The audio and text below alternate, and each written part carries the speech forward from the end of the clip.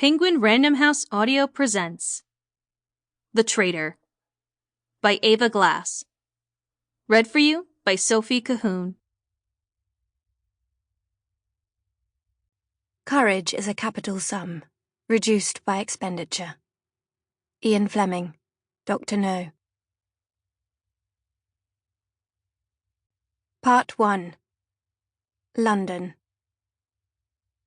He was exhausted. He wanted to keep working, but the numbers had begun to swim across the lighted screen, refusing to line up in neat military rows so he could find the pattern he knew must be hidden among them somewhere. It was just that he was so close. If he could only stay awake, he was certain he'd find what he needed.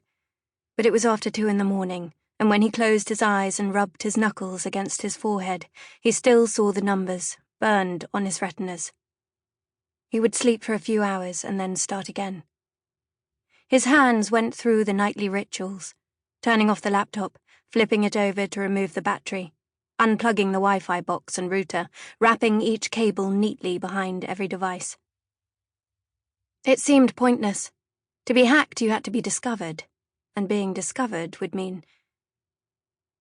He stood abruptly, pushing the chair back so hard it squawked to protest against the wooden floor, and walked away from the things that frightened him. When he crossed the living room, he didn't have to make a single turn.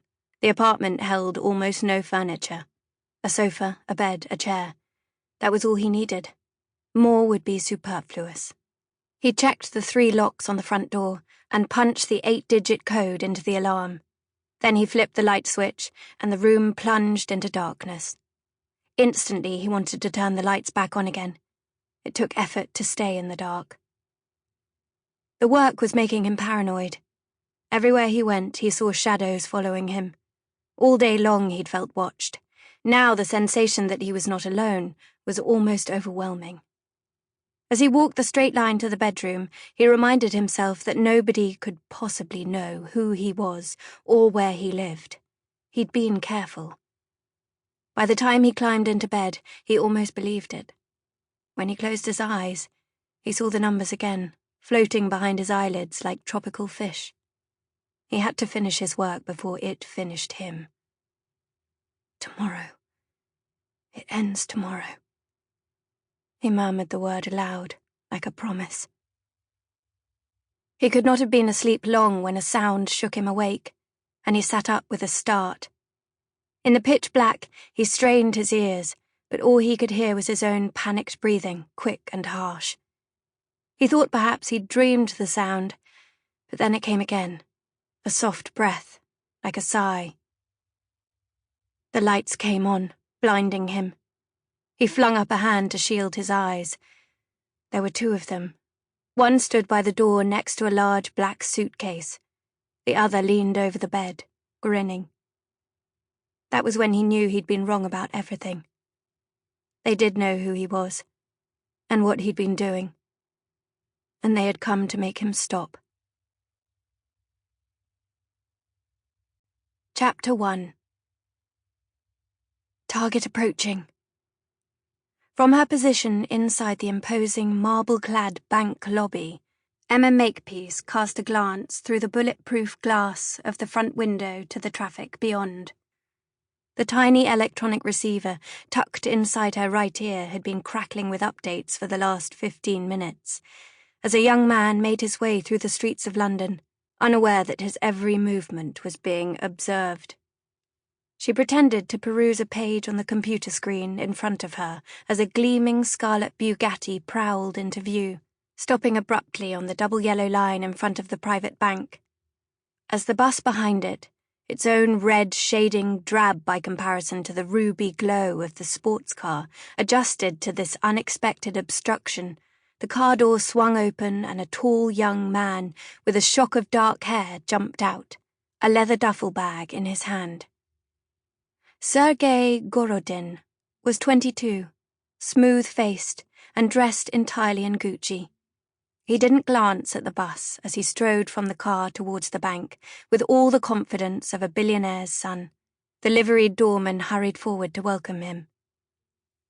"Little Bear is on sight," Emma murmured, angling her chin down towards the microphone built into the lapel of her dark blazer as Gorodin stepped inside. She kept her eyes on the door as a thin man in a navy blue bespoke suit approached her and asked quietly, "Is there anything I can help you with, Miss Davies?" Craig Reese was one of the bank's investment managers. Everyone who worked with him described him as unfailingly polite, with a natural ability for turning money into more money. He was incredibly popular with the bank's many Russian clients. What none of them knew, of course, was that he also worked for MI5.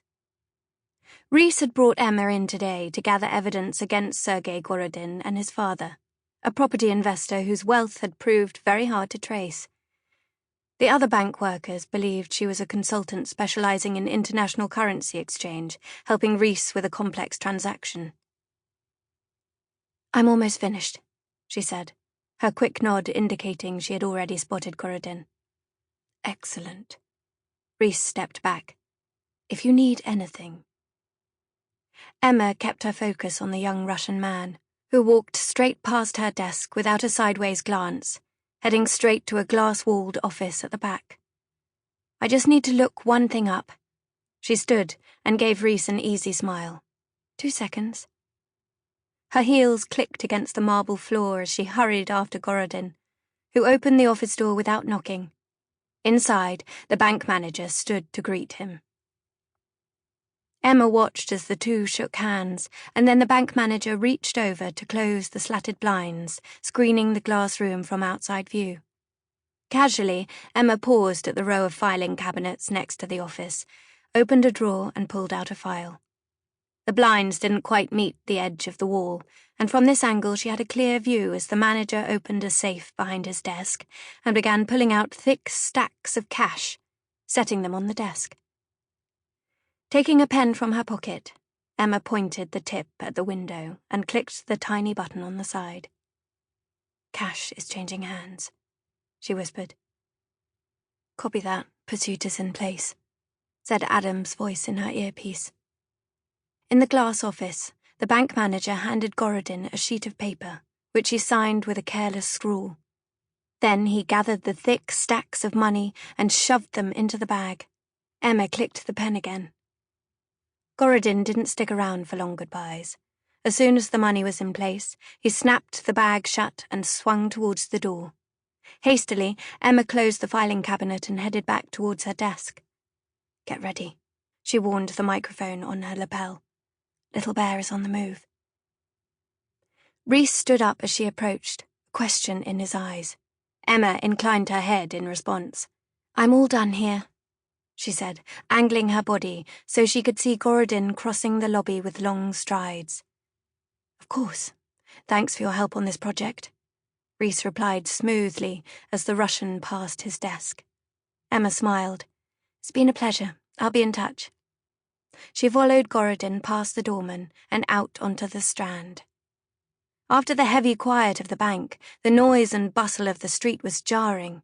The squeak of brakes, the shrill complaint of horns, the rattle of trains from nearby Charing Cross station, all seemed louder now.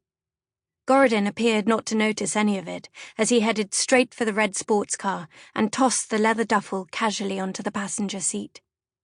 Emma had to admire the way he treated £500,000 in cash like a bag full of gym clothes. The Bugatti started with a throaty, predatory roar and shot out into traffic. "Target is on the move," she said. "I have eyes on," Adam said in her earpiece. A black BMW rolled by, and Emma caught a glimpse of Adam's low forehead and wiry dark hair before both cars melted into the blur of city traffic and disappeared. He would tail Gorodin across the city, although they already knew where he was heading. For the last 3 weeks, he'd come to the bank every Wednesday with an empty bag and walked out with it looking much heavier, before driving straight to his father's office. Now they had proof of what was in the bag. The next step would be finding out where that money ended up. Emma's phone rang, interrupting her thoughts. The number on the screen was the agency's emergency line. She answered quickly. "Makepeace?" "I've a message from R. Are you in a safe place?" It was a woman's voice, as emotionless as a machine. Frowning, Emma stepped out of the flow of pedestrians. Yes, continue. Sample complete. Ready to continue?